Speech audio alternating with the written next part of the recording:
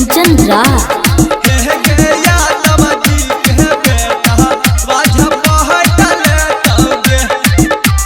नीम चौक चौसीमा वैशाली।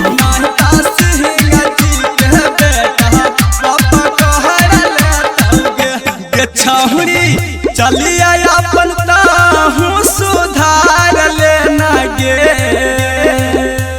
छहुरी, चलिए अपन ताहू सुधार लेना गे, नहीं ताया तब यही रहा बड़ा गहर देतोगे, नहीं ता सिंह जी के बेटा पापा कहर लेतोगे गे छहुरी, चलिए अपन ताहू सुधार लेना गे, नहीं ताया तब यही रहा बड़ा गहर देतोगे, नहीं ता सिंह जी के बेटा पापा कहर लेतोगे। म्यूजिक डायरेक्टर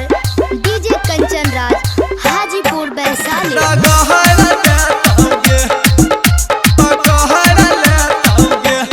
छहुरी छोटे छोटे कपड़ा पिन के नाई चले गे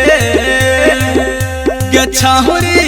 छोटे छोटे कपड़ा पिन के नाई चले गे, नहीं तो पांडे जी के बेटा बस पहट लेतोगे, गे यादव जी के बेटा बाजा पहट लेतोगे गे छहुरी, कहमर लचकाई के रहिए में नहाई चल गे, नहीं तो पांडे जी के बेटा बस पहट लेतोगे, गे यही राय के बेटा बाजा पहट लेतोगे, कहल मलतोगे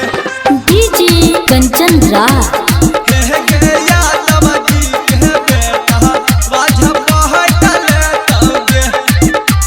नीम चौक चौसीमा वैशाली।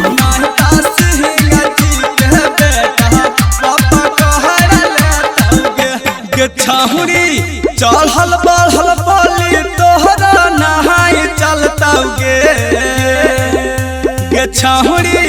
चढ़ल बढ़ल बोली तोहरा नहाई चलतोगे,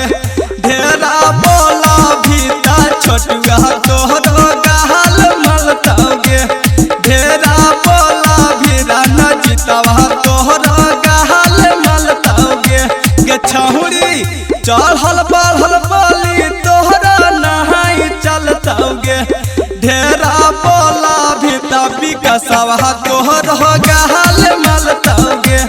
ढेरा बोला भिया बधसवा तोर गहल मलतोगे गे छहुरी, चलिए अपन ताहू सुधार लेना गे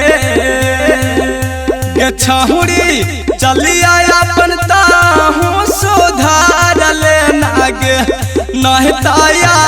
तब यही रहा बड़ा गहर देतोगे, नहीं ता सिंह